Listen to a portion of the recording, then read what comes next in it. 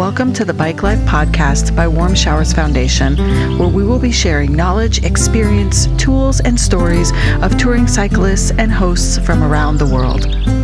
I'm Tara Lee, the woman behind the scenes at Warmshowers Foundation, the leading platform for cyclists looking for hosts and to connect with a passionate international community. Find out more by visiting us at Warmshowers.org. Now, on to the show.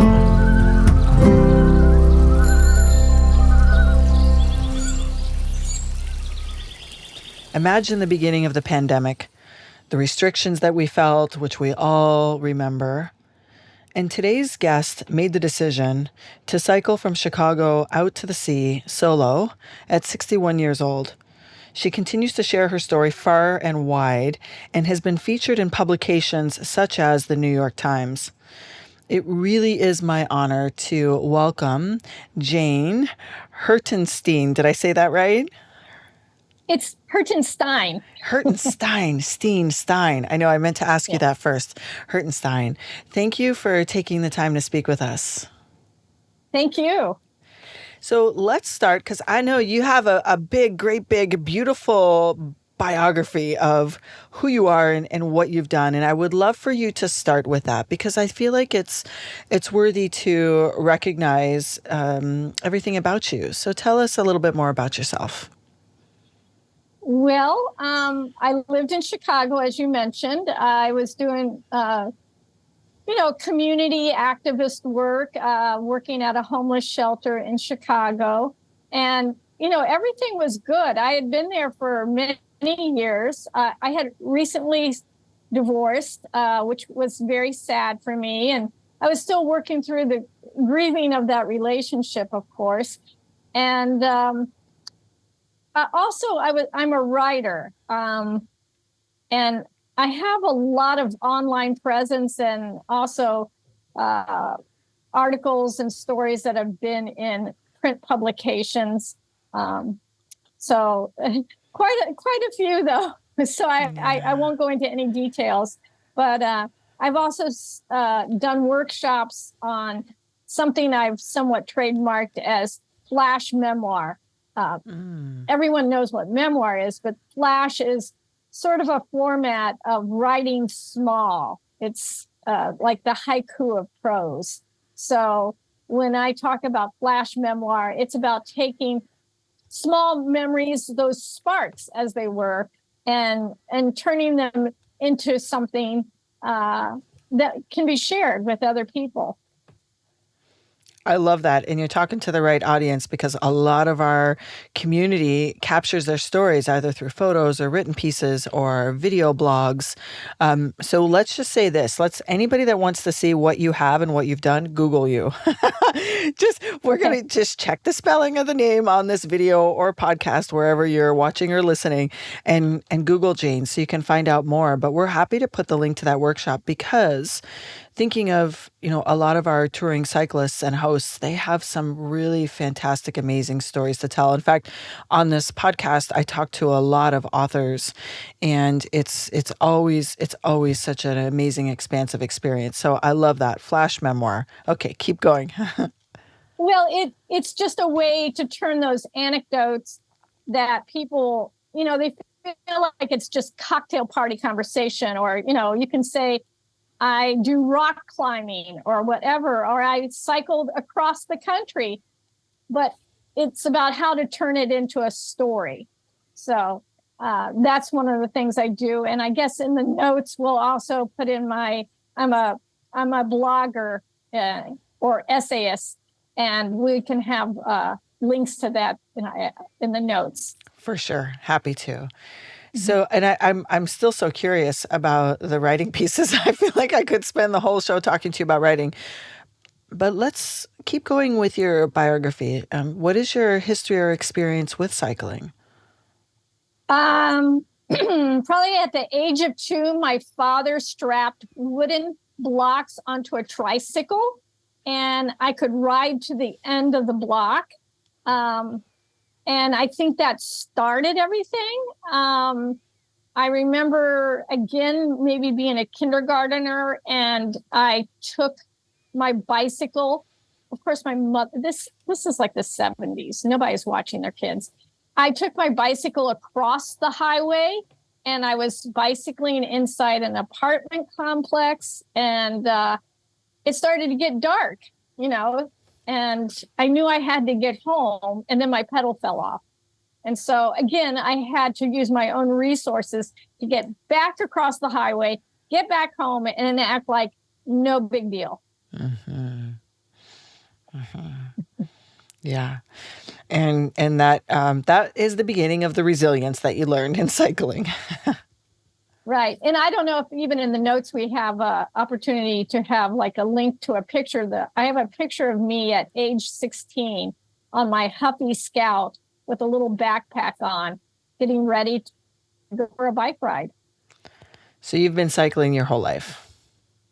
Yes. Mm-hmm. Well, and it's the curiosity that has been with me my whole life, that I have to sort of see around the next corner. And bicycling really was a way for me to leave the suburbs and see other places and meet people. Mm-hmm. Yeah. How old were you when you did your first overnight trip? I think I was in my early 20s, but here's the thing that was sort of the impetus behind the cross-country bike trip that I did at age 61, as soon as lockdown restrictions lifted.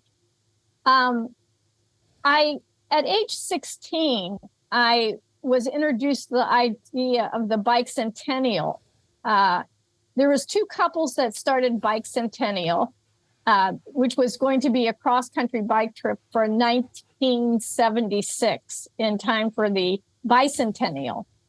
And one of the couples was from Ohio. And I think somehow at the library, I might have seen a notice on a bulletin board that there was going to be a lecture. And it was going to be this couple talking about the hemisphere tour that they had begun from Alaska down to the tip of South America.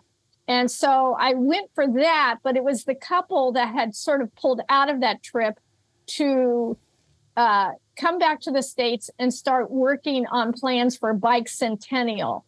So at age 16, I was for sure going to ride my bike across the country, but my parents would not let me.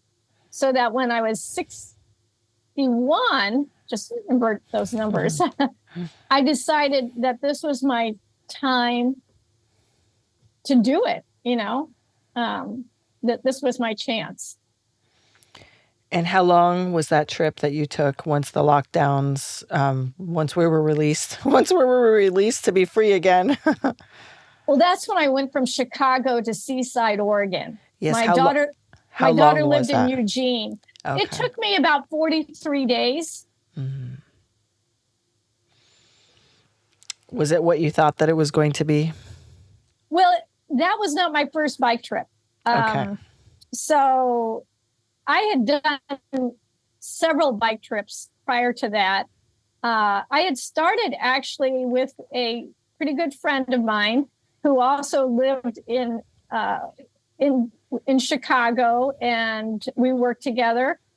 And her name was Steffi, and we did the Katy Trail. We did Natchez Trace. We tried to bicycle around Lake Michigan, but that was expected. We'd done lots of little overnighters. And so I sort of knew what came with the territory. But then she moved away, and I thought that whole era of bicycling and bike touring might be over for me. And then I had visiting with me a German family, and one of the boys, Zoran, he said, "Oh, no, Jane, you can do this still." And I was like, "Really?" And then, I don't know, I typed stuff in online, and I found Warmshowers, and I found Crazy Guy on a Bike. I don't know if you're familiar with that diary platform. Yeah. And so I read different diaries of people who had done trips, and that's when I formulated taking my bike on the airplane and going from Chicago to Jacksonville, Florida, and then cycling from Jacksonville to Key West. And so that was my first solo one in, I think it was 2014. So your trip after the pandemic wasn't your first. It wasn't your first go around. Okay. And so how did you feel? Was that the first one, the one that you did through Florida? Was that your first solo? Yes, and that's where I really utilized warm showers because I'm okay with camping, and we can get more into some of the camping that I've done, which some of it has been stealth camping. My favorite, actually. But I felt in Florida that, I don't know, I was afraid of alligators. And I didn't want to be camping somewhere and get eaten by an alligator or carried away by an alligator. So I was able to camp at certain campgrounds and state forests, but then I also utilized warm showers.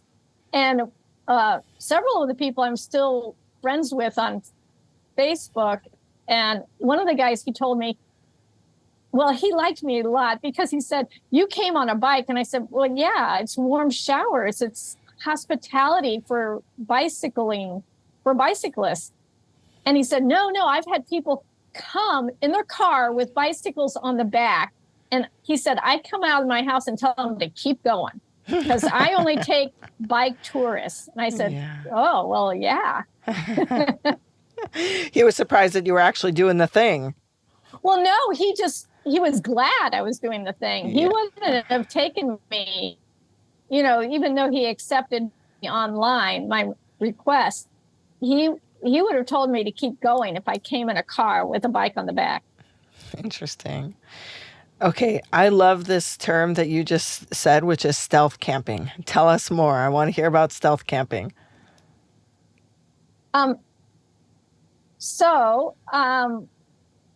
It's not like I want to be illegal or not pay, but it came in very handy. Well, let me just explain. When I did my lockdown ride in 2020, where I went across the country from Chicago to Oregon, you were lucky to find a bathroom. Bathrooms were bolted. Campgrounds were off limits. And sometimes this didn't even make sense. It's like you could have an RV in a campground, but you couldn't have a tent in a campground because all the facilities were locked. So, of course, I'm not going to pay $17, $27 to not have a bathroom or a shower. Right. So what happened? And also, I know from reading about Bicentennial and people who do these cross-country trips, a lot of times you can stay in county parks or wherever. And so there is, I think, here in the U.S., it's not like in England where they don't really support, just camping anywhere.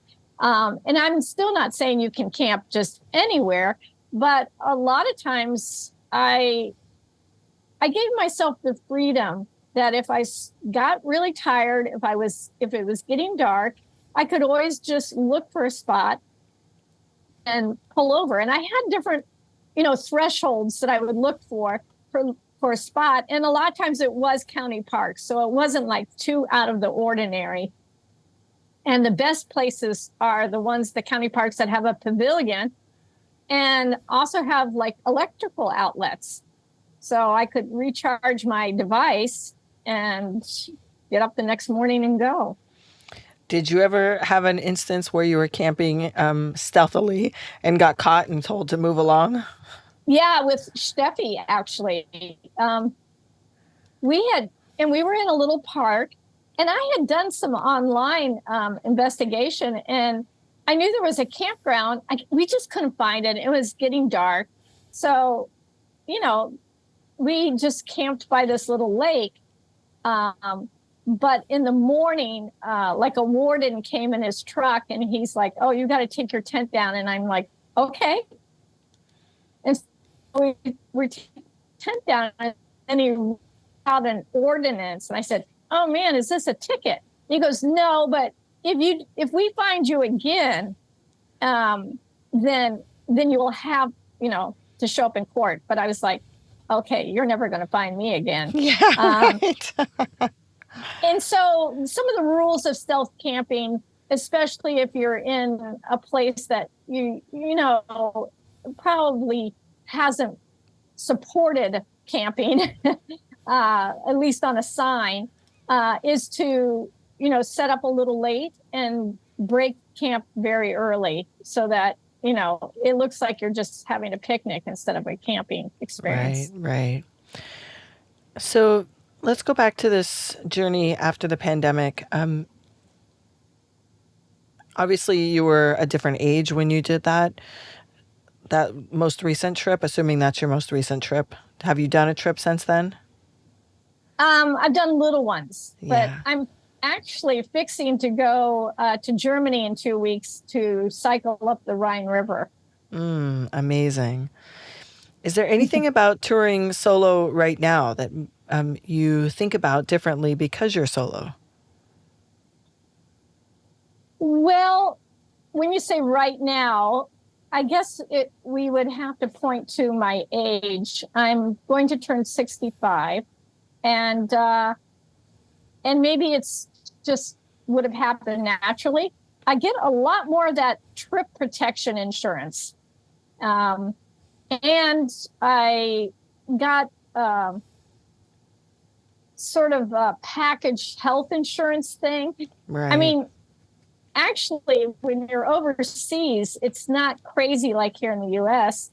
But nevertheless, I don't want to have a head injury somewhere and not have, at least in my wallet, a phone number that I could call for insurance and stuff like that. Right. So it to me, it's not a lot of money for right now, especially now with even a resurgence of a COVID variation that, there's so many reasons you might have to cancel a trip. So that's one thing that I probably have now that I didn't have in, 10 years ago when I was touring. Right. Yeah, and that's actually a really important piece of advice. Not something we've talked about a lot on the show is health insurance while you're traveling. That's a really good tidbit for people to take away. So I want to move into outside of that, because you're a writer and you've done these long tours, have you taken your tours and turned them into written pieces? And is that how you were featured in the New York Times? Was that about your cycling? No, that came as an offshoot. I had really responded to a call for submissions. It was from the Women's History Museum in Washington, D.C. They had asked for journals or representation of work from women telling a story during the pandemic. And because they realized that just like first line responders, women were really, whether they were in the medical field or not, or teachers, that a lot of them were working through the pandemic. They didn't have, an option not to be working during the pandemic. And so they wanted to hear stories of women, during the pandemic. And, it brought to mind to me Anne Frank when she had heard the call from one of the cabinet ministers in the Netherlands that they wanted to have, they knew the war would be over. They knew one day this thing would be over for World War II. And so they wanted documentation, historical records from their own citizens of what it was like to live through, this war. And of course, she had a perspective of, starting her diary and then going into hiding. And then also, the aftermath of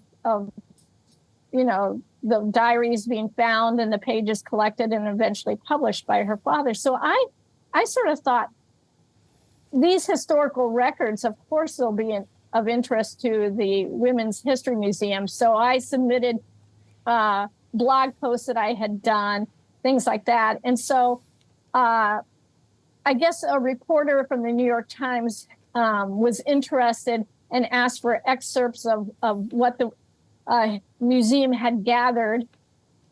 And mine was part of that project.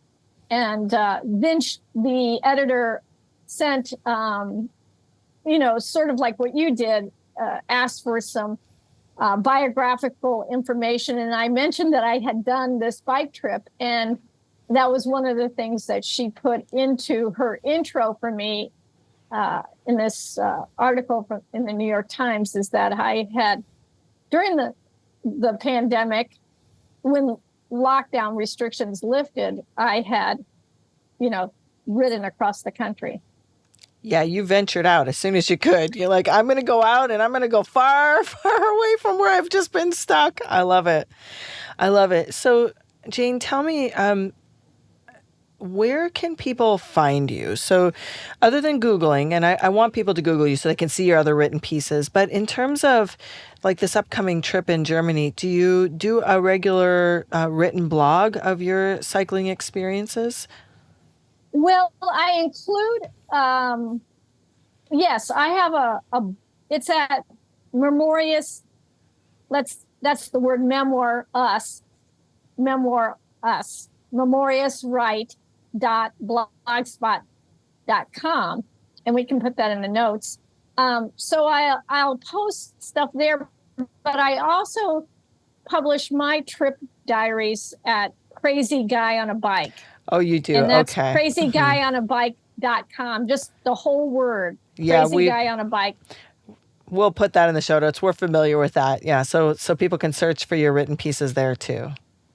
Yeah, and so several of my longer trips, like I rode my bike from Amsterdam to Norway, and all of these have been solo and sometimes a little bit crazy in the sense of nothing like a bike accident or anything, though I did have a very fatigued wheel on my ride across the country, and I had to sort of get rescued by a Warm Showers person who is just terrific. And these people rescued me, got me to a bike shop in time before it closed for the weekend. I bought a new wheel. They had a friend who helped me install the wheel on my bike, because it was the rear wheel and it was the cassette, so we needed someone with that chain whip, whatever. So, but most of my journals have to do with getting lost. That's why the Rhine River appeals to me, because I know I have to be next to a river, either on the left or right, and I can't get too lost. Yeah. Yeah. Thank you. Thank you, Jane. Thank you for coming on, and you're an inspiration. You're also adventurous, and I greatly admire that. And your all of your skills as a writer is very interesting, and I know a lot of our listeners will be interested too. So I look forward to seeing how many people connect and follow along with you. And please keep us posted on your journeys. And we really appreciate you taking the time to come on this podcast and talk to our listeners. Thank you. Thank you very much. And folks, make sure you check all the links in the show notes to find Jane and Google her. Google her so you can find out all of the different workshops and things that she has available. And also, if you are listening to this on any of the podcast listening apps, make sure that you give us a rating and review. And if you're watching this on YouTube, make sure that you subscribe below so you can meet more of our guests and the community members at Warm Showers like Jane. Thank you, Jane. Thank you. Thank you for joining us, and we hope you enjoyed the show as much as we enjoyed making it. Wherever you are listening, please leave us a rating and a review, as it helps us reach more cyclists and hosts around the world. Visit us at Warmshowers.org to become a part of our community, or on Instagram at Warmshowers_org. If you would like to be a guest on the show or submit a question, please make sure to email us at podcast@warmshowers.org.